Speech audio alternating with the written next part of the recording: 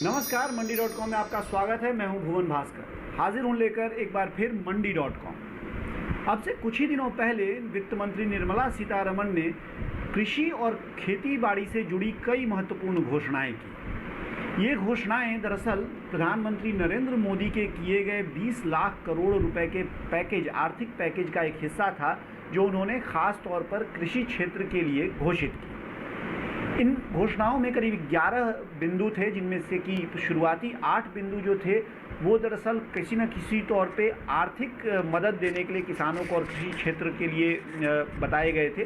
लेकिन आखिरी के जो 3 मुद्दे थे वो नीतिगत सुधारों की घोषणा उनमें की गई थी। ये नीतिगत सुधार कुछ इस तरह के हैं जिनके बारे में कई विशेषज्ञों का मानना है कि आने वाले महीनों और सालों में इससे कृषि क्षेत्र में एक बहुत बड़ी क्रांति की शुरुआत हो सकती है। इन्हीं असर को, इन्हीं जो घोषणाओं के प्रभाव को समझने के लिए आज हमने अपने साथ बातचीत में मंडी.com में शामिल किया है जाने माने कृषि अर्थशास्त्री डॉक्टर अशोक गुलाटी, जो कि करियर में कृषि के लिए इन्फोसिस चेयर के प्रोफेसर भी हैं। डॉक्टर अशोक गुलाटी, आपका बहुत बहुत स्वागत है मंडी.com में। धन्यवाद। अशोक गुलाटी जी, इस फैसले के बाद कई जगह आपने लेख भी लिखा है और इंटरव्यू भी दिया है, मैं उनको देख भी रहा था, और आपने इनकी तुलना 1991 में जो इंडस्ट्रीज के लिहाज से सुधार हुए थे उनसे कहीं कहीं की है कि कृषि के लिए ये उसी तरह के सुधार साबित हो सकते हैं। इसको थोड़ा सा हमारे दर्शकों के लिए समझाइए। इस समय देश में कृषक की स्थिति है, उसकी समस्याएं तो बहुत हैं, लेकिन जो समस्याएं उसको बाजार में सामने आती हैं, अपनी उपज का जिस समय वो लेके जाता है बाजार में, तो उसको क्या कीमत मिलती है, उससे ज्यादा कष्ट है बजाय इसके कि जिस समय वो उत्पादन कर रहा है, और उसके भी रिस्क हैं कई तरह के, लेकिन उससे ज्यादा मार जो खाता है कृषक हमारा, वो बाजार में खाता है। तो वो बाजार में क्यों खाता है? क्योंकि कुछ इस तरह के हमारे रेगुलेशंस हैं जो जकड़ के रखे हुए हैं, और वो सिर्फ मंडी में जा सकता है और कहीं नहीं बेच सकता। इसमें सिस्टम जो है वो dice is loaded against the farmer. जो किसान है उसको पूरा फायदा नहीं उठ पाता। अब उसमें कई फायदे भी है, वो सोचता है कि जी आड़तिया है, मुझे क्रेडिट देता है, उससे करता है। तो उस सिलसिले में सरकार ने ये सोचा कि ये सिस्टम जो एपीएमसी मंडी का है वो चलता रहे, लेकिन अगर दूसरा कोई आदमी किसान के पास जाकर खरीदना चाहता है और उसको उचित मूल्य देना चाहता है, जो किसान कंपेयर करेगा ना कि उसको मंडी में अच्छा मिल रहा है या किसी, आप अगर खरीदने आए हैं मेरे से एज ए प्रोसेसर, एक्सपोर्टर, कोई भी अगर खरीदना चाहता है तो उसके पास ज्यादा चॉइसेस होंगी, उसके पास ज्यादा ऑप्शंस होंगी। तो उससे, उस कंपटीशन से जो उसको कीमत मिलनी चाहिए वो या मिलती है, उससे इम्प्रूवमेंट होगी। तो एक तो ये बड़ा रिफॉर्म है। दूसरा ये है कि जो असेंशियल कमोडिटीज एक्ट के अंदर हमारे यहाँ स्टॉकिंग लिमिट लगा दी जाती थी कि जी प्याज का भाव जो है वो 20 रुपए से 40 रुपए हो गया तो आप स्टॉकिंग लिमिट लगा दीजिए कि कोई रख नहीं सकता।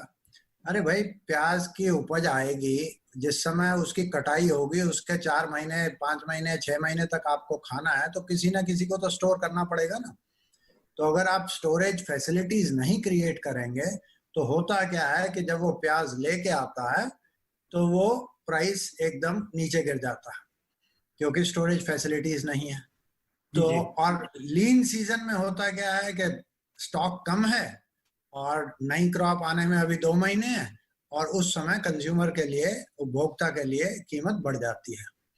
तो ये स्टॉकिंग लिमिट लगाने असेंशियल कमोडिटीज के अंदर प्राइवेट सेक्टर का जो निवेश होना चाहिए स्टॉक्स क्रिएट, स्टोरेज कैपेसिटी में, वो नहीं हुआ है इस देश में।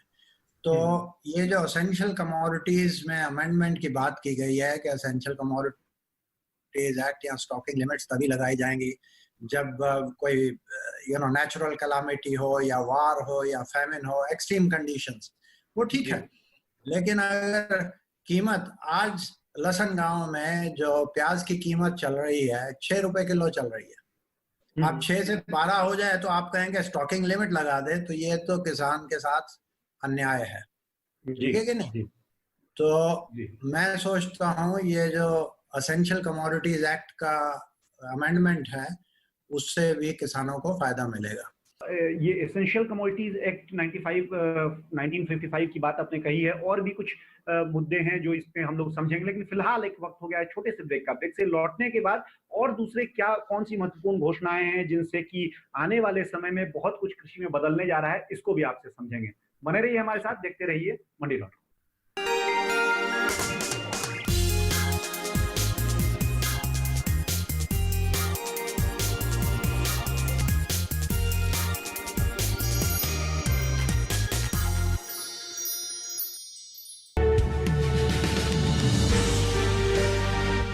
साल से लगातार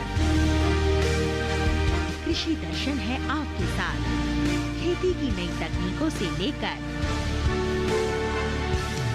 किसानों की हर समस्या का हल, जारी है कृषि दर्शन का ये सफर।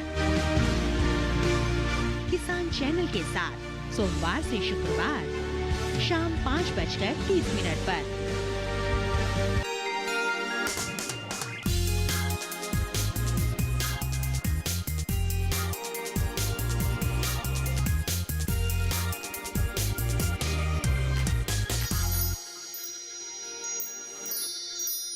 स्वागत है एक बार फिर आपका मंडी.com में। हम बात कर रहे हैं आज निर्मला सीतारमण वित्त मंत्री ने जो 11 सूत्री सुधारों की घोषणा और बहुत सारी मदद की घोषणा जो किसानों के लिए और कृषि के लिए की है, उसके बारे में हमारे साथ बातचीत करने के लिए जाने माने कृषि अर्थशास्त्री डॉक्टर अशोक गुलाटी बने हुए हैं। डॉक्टर साहब, जो 11 सूत्री एजेंडे की हम बात कर रहे हैं, उसमें देखा जाए तो 8 जो सूत्र थे वो तो ज्यादातर मॉनेटरी एक हेल्प के तौर पे थे, कुछ फंड बनाए गए, लेकिन जो 3 उसमें जो बिंदु रहे हैं वो कहीं ना कहीं नीतिगत सुधारों से जुड़े रहे हैं, जिसमें से एक की चर्चा आपने की है एसेंशियल कमोडिटीज एक्ट 1955 में सुधार के लिए। इसके अलावा जो एक बड़ी बात कही गई है वो एपीएमसी सुधारों के बारे में कही गई है। एपीएमसी एक्ट जो है उसमें जो सुधार की बात कही गई है, क्या उसके बाद ये माना जाए कि इफेक्टिवली एपीएमसी एक्ट अब खत्म हो गया है या हो जाएगा जब इसको कानून बना दिया जाएगा? अमेंडमेंट चाहिए, जो मंडी में जाना चाहता है जाए, लेकिन आज की डेट पे अगर मैं मंडी के बाहर दूसरी ज्यूरिस्डिक्शन में जाके अगर मैं किसान से खरीदना चाहता हूँ एज ए प्रोसेसर, तो वो इलीगल है। कुछ स्टेट्स ने अलाउ किया है, लेकिन वो ऑल इंडिया पॉलिसी नहीं है। तो उस स्थिति में जो ये सुधार की बात हो रही है वो ये है कि आप एक लाइसेंस खरीदने का रखें, ऑल इंडिया में कहीं भी किसी भी फार्मर से आप खरीदना चाहें तो खरीद सकते हैं। और जो ज्यूरिस्डिक्शन जो लॉ है एपीएमसी का, वो मार्केट यार्ड एपीएमसी तक सीमित रहेगा, क्योंकि आज की डेट पे मैं उसकी कैचमेंट एरिया में जाके नहीं खरीद सकता। ये जो एपीएमसी को लेके सुधार की बात कही गई है, वो सफल होंगे असफल होंगे, क्या वो भी राज्यों पर ही डिपेंड करेगा? नहीं, फाइनेंस मिनिस्टर ने अनाउंस किया है वो ये है कि वो एक सेंट्रल लॉ लाएंगे। देखिए, अगर राज्यों पे ये छोड़ दिया जाए तो 10 साल चेंज नहीं होगा। हमने 2003 से शुरू किया था, अगर आपको याद होगा, प्राइम मिनिस्टर वाजपेयी के टाइम पे एक मॉडल एक्ट बनाया गया था कि एग्रीकल्चर मार्केटिंग को सुधारने के लिए, और सब स्टेट्स को भेजा गया कि भाई इस हिसाब से आप जरा चेंज करिए। लेकिन वहाँ पॉलिटिकल इकोनॉमी ऐसी है जबरदस्त कि वो आसान नहीं है चेंज करना। तो उस सिलसिले में जो अनाउंसमेंट की गई है फाइनेंस मिनिस्टर ने अब की बार कि हम एक सेंट्रल लॉ लाएंगे और उससे इसको पूरा सुधार करेंगे। अब उसमें कई स्टेट्स हिचकिचाएंगे, हो सकता है कि वो कोर्ट में चले जाएं कि भाई ये तो कॉन्स्टिट्यूशन में हमारा हक था, आपने कैसे ले लिया। लेकिन पार्लियामेंट में अगर जो पास करते हैं इसको, तो पार्लियामेंट इज सुप्रीम, चेंज कर सकते हैं। और जो उसको आनाकानी करे, नहीं लगाना चाहे, I think they will be more anti farmer. तो वो पॉलिटिकल इकोनॉमी कैसे रोल आउट होगी देखना पड़ेगा हमें। लेकिन मेरे हिसाब से ये एक आर्थिक सुधार जो किसान को ज्यादा चॉइसेस देने का, ज्यादा ऑप्शंस देने का है कि वो किसी को भी बेच सकता है। मंडी भी है, जिसमें जाता रहा है वो जाना चाहे चले जाए, लेकिन उससे बेटर डील कहीं और कोई दे रहा है तो उसको बेच सकता है। ये सेंट्रल लॉ अगर आ जाता है एपीएमसी में, एक तरह से जो ये बंदिश थी वो खत्म हो जाती है, तो जो वहाँ ई नैम के अगर संदर्भ में मैं आपसे पूछूं कि ई नैम में जो एक आवश्यकता थी कि हर राज्य के लिए एक लाइसेंस की जरूरत थी और इसी के लिए राज्यों से ये अपेक्षा की जा रही थी कि वो एपीएमसी में सुधार करें, तो अब उस सुधार की जरूरत पड़ेगी नहीं। तो इस हिसाब से क्या माना जाए कि ई नैम के लिए भी एक बड़ा ये सपोर्ट के तौर पे काम करेगा? ये तो एक लाइसेंस आप लेके पूरे हिंदुस्तान में ऑपरेट कर सकते हैं, जो इन्होंने कहा है।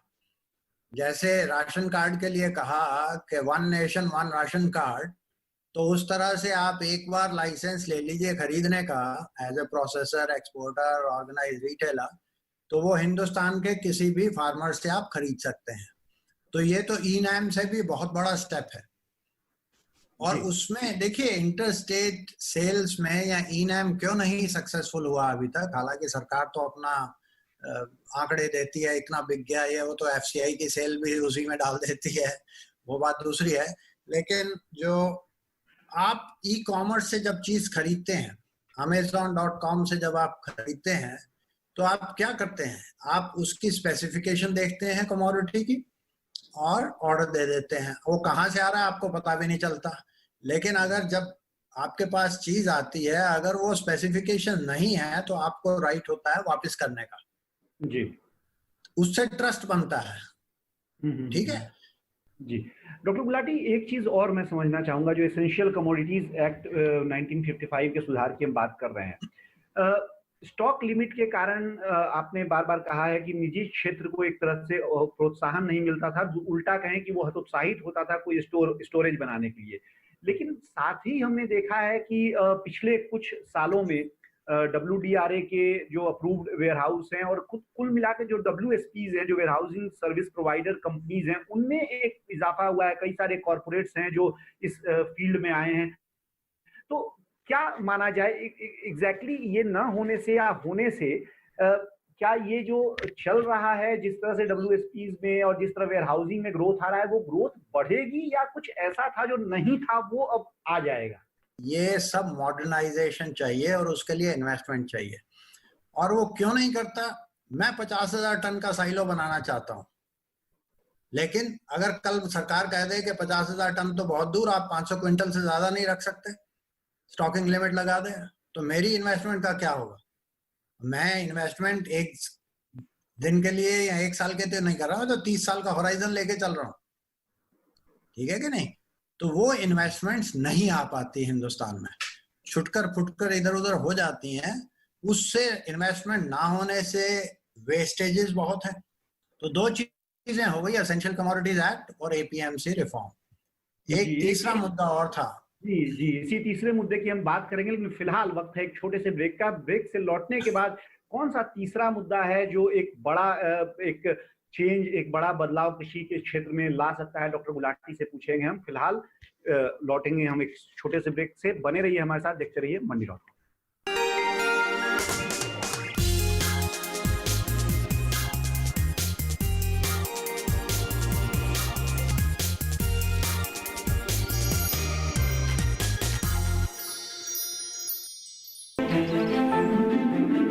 बादलों की लुका छिपी,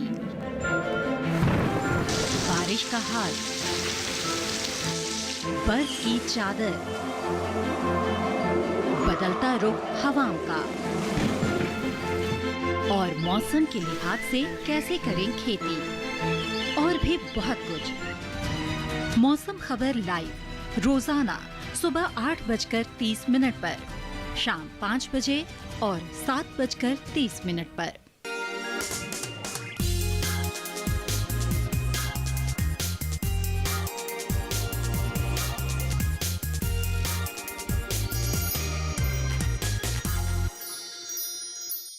स्वागत है एक बार फिर आपका मंडी.com में। हम आज बात कर रहे हैं वित्त मंत्री निर्मला सीतारमण के द्वारा जो कृषि क्षेत्र से संबंधित 11 सूत्रीय सुधारों की घोषणा की गई है, उनके बारे में।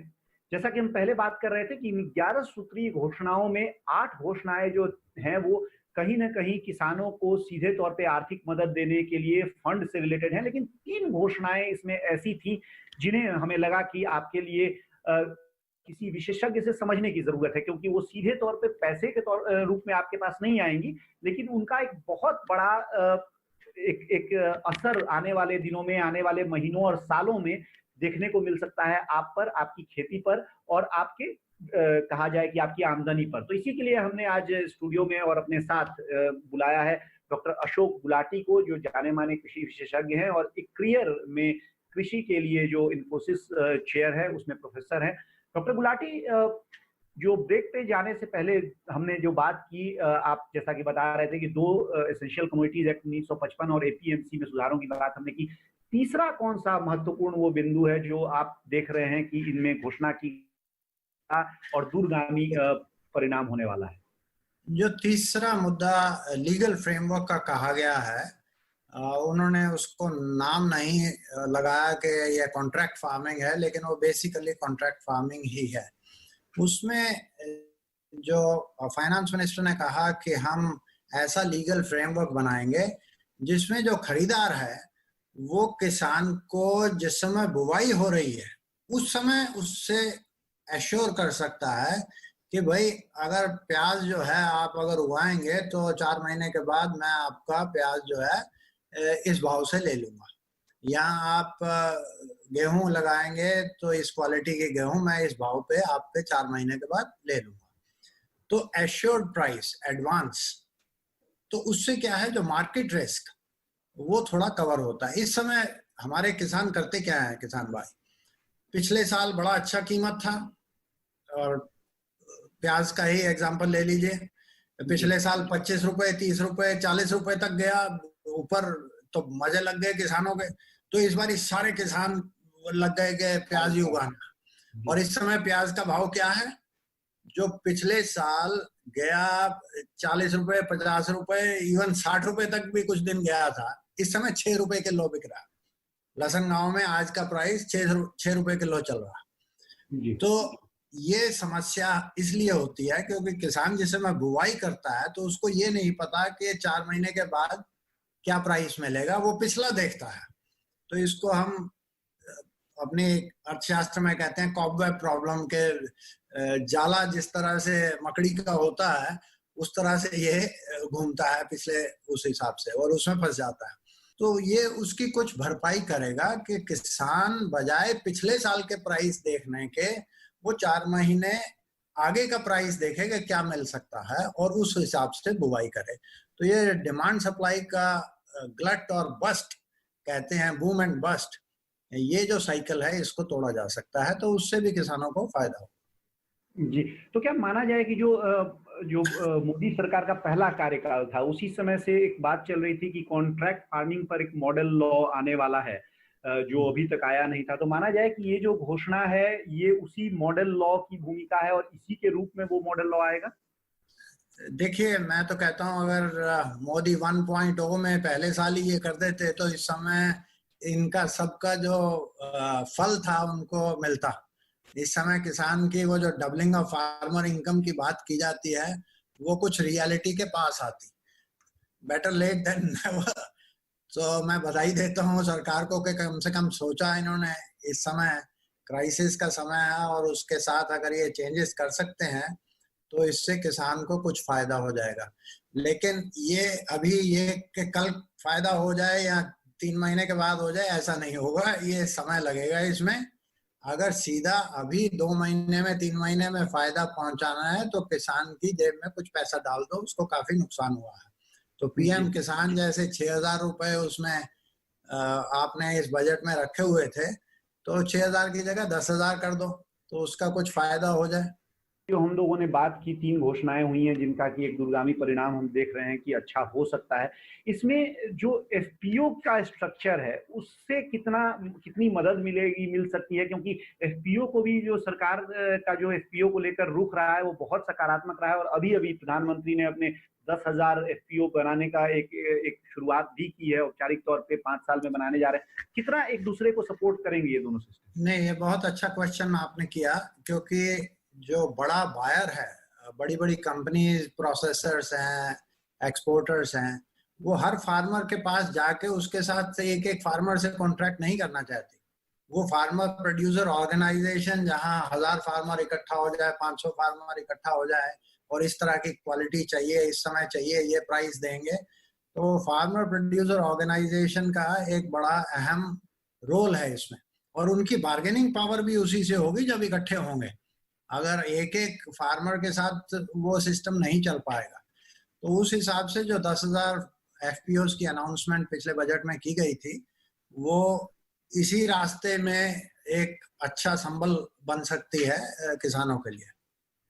जी, एक आखिर में एक सवाल और आपसे फिर पीछे जाके मैं पूछूंगा डॉक्टर गुलाटी। हालांकि मैंने देखा है कि आपने बिल्कुल उस संभावना को खारिज किया है अपने दूसरी जगहों पर जो आपने विचार दिए हैं, लेकिन जो एसेंशियल कमोडिटीज एक्ट 1955 जो लागू हुआ था, उसमें एक विषय तो था ही कि अभी भी अगर देखा जाए तो दूर दराज के जो गांव हैं, छोटे शहर हैं, वहां पे इतनी न ही कहा जाए कि तकनीकी तौर पे हम सक्षम हैं कि हम जान सकें कि वास्तव में कहाँ पे कितना स्टॉक जमा है, या तो कभी भी किसी ऐसी स्थिति में जबकि इसका फायदा उठाया जा सकता हो, और कभी देश के अलग अलग हिस्सों में जो दूर दराज मेट्रोज से बहुत दूर के गांव और जिले हैं, वहां पे इस तरह की परिस्थिति क्या फिर से नहीं बन सकती है, जहां की लगे कि हाँ इस जो एक्ट है उसके नहीं होने का कुछ लोग फायदा उठा रहे हैं?